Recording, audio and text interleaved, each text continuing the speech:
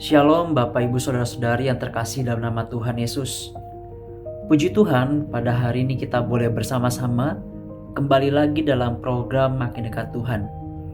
Satu program yang baik yang Tuhan izinkan terjadi pada hari ini, karena kita boleh bersama-sama diberikan waktu untuk merenungkan firman Tuhan. Oleh sebab itu, mari Bapak Ibu Saudara-saudari, sebelum kita jauh lebih dalam lagi merenungkan firman Tuhan, mari kita berdoa, meminta pertolongan Tuhan untuk menuntun hati dan pikiran kita bersama-sama. Mari kita berdoa. Tuhan Yesus, kami bersyukur, kami merasakan sukacita daripada Tuhan, karena kami boleh diberikan kesempatan dan waktu untuk bersama-sama menikmati kasih Tuhan dan merenungkan firman Tuhan pada hari ini. Oleh sebab itu Tuhan, kami mohon Tuhan tuntun pikiran dan hati kami, supaya apa yang kami renungkan itu boleh mengubahkan kami semakin serupa dengan Kristus.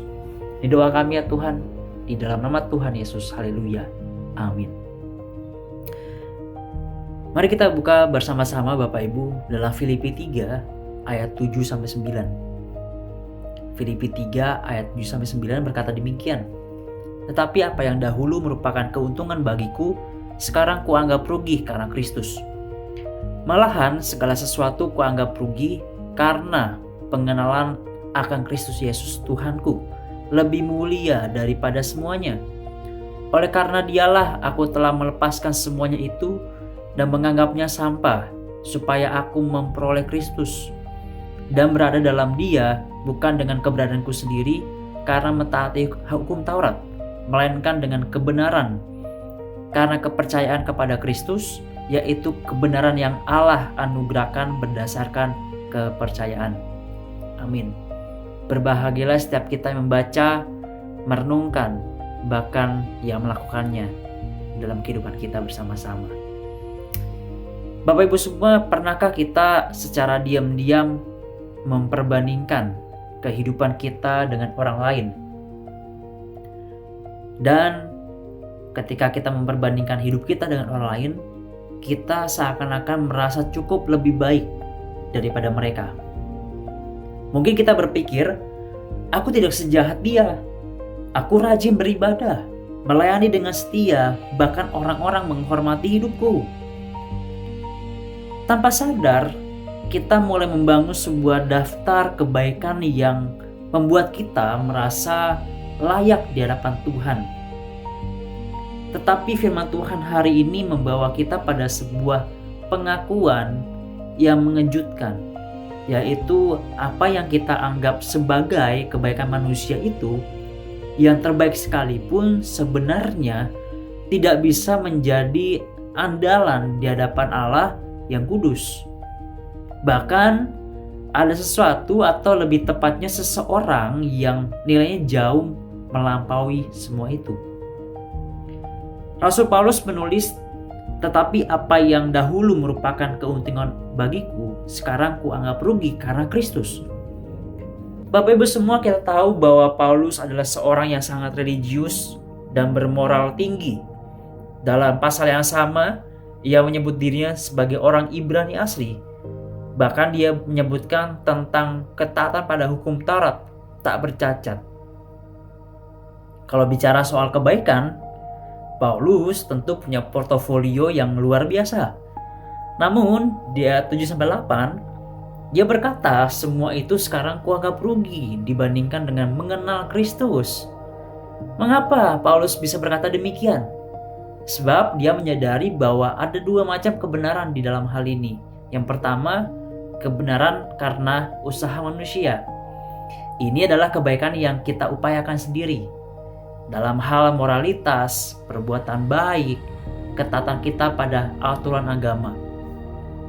Kebaikan ini tidak salah secara sosial, tetapi di hadapan Allah yang standarnya sempurna, Kitab Yesaya mengingatkan kita bersama-sama bahwa segala kesalehan kami seperti kain kotor. Artinya, kebaikan manusia tidak akan pernah dapat menutupi dosa atau membuat kita berdamai dengan Allah dengan kekuatan diri sendiri. Yang kedua, kebenaran yang berasal dari Allah karena iman dalam Kristus. Inilah kebaikan yang melebihi semua kebaikan manusia. Kebenaran Kristus sendiri yang dikaruniakan kepada kita. Yesus Kristus, anak Allah yang tak berdosa, menjalani hidup yang sepenuhnya taat, mati di kayu salib untuk menggantikan kita, dan bangkit mengalahkan maut. Melalui iman kepadanya, kebenaran Kristus diperhitungkan menjadi milik kita. Kita tidak berdiri di hadapan Allah dengan daftar amal kita, melainkan dengan kesempurnaan Kristus yang melingkupi hidup kita masing-masing. Dan sebab itu bukan kebaikan kita yang menyelamatkan, melainkan kebaikan Kristus yang melampaui segalanya. Itu sebabnya Paulus rela melepaskan semua kebaikan manusiawi yang dulu ia banggakan, karena ia kini memiliki sesuatu yang jauh lebih berharga, yaitu pengenalan akan Kristus dan kebenarannya. Bapak Ibu semua, saudara-saudari yang terkasih, apa sih relasinya bagi kita saat ini?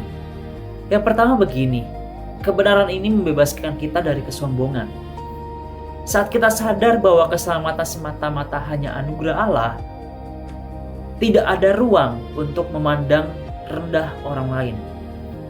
Kedua, kebenaran ini juga membebaskan kita dari keputusasaan.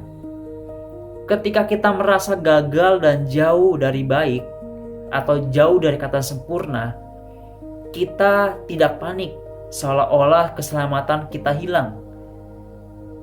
Dasar keselamatan kita bukan perbuatan kita yang naik turun, tetapi pada karya Kristus yang sudah tuntas.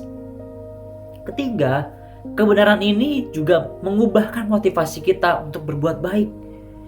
Kita tidak lagi berbuat baik supaya dikasihi Allah, melainkan karena kita sudah dikasihi dan diterima dalam Kristus. Oleh sebab itu, hidup benar dan berbuat baik menjadi respon syukur kita, bukan upaya membayar keselamatan. Jemaat yang dikasihi Tuhan, di manakah kita meletakkan pengharapan kita hari ini? Apakah masih pada kebaikan diri sendiri, yaitu rekam jejak moral kita, status sebagai orang Kristen, atau pelayanan kita yang aktif, atau pada Kristus yang kebenarannya dan melebihi semua itu? Kebaikan manusia setinggi apapun tidak akan pernah cukup untuk menyelamatkan. Di dalam Kristus kita menerima kebenaran yang sempurna yang melampaui segala usaha kita. Datanglah kepadanya dengan iman, akuilah bahwa tanpa Dia kita tidak memiliki apa-apa, dan tanpa Dia kita tidak bisa berbuat apa-apa. Dan terimalah pengampunan serta jaminan keselamatan yang hanya Kristus berikan. Mari kita hidup setiap hari dalam kelegaan karena berada di dalam Dia, bukan dengan kebenaran sendiri, melainkan dengan kebenaran yang dari Allah. Maka seluruh kebaikan yang kita lakukan selanjutnya bukanlah beban, melainkan persembahan syukur bagi Dia yang kebaikannya melebihi segalanya. Amin. Mari kita berdoa. Tuhan Yesus, kami bersyukur Engkau menghibur dan mengingatkan kami melalui firman Tuhan pada hari ini. Ini doa kami ya Tuhan, biarlah Tuhan yang mengubahkan kami semakin serupa dengan Kristus. Biarlah kebenaran Injil-Mu termeterai dalam setiap kehidupan kami, sehingga ketika kami melakukan kebaikan, kami sadar itu semua karena anugerah Tuhan yang melingkupi kehidupan kami bersama-sama. Biarlah, ini doa kami ya Tuhan, yang jauh dari sempurna, biar Tuhan yang sempurnakan. Di dalam nama Tuhan Yesus, haleluya.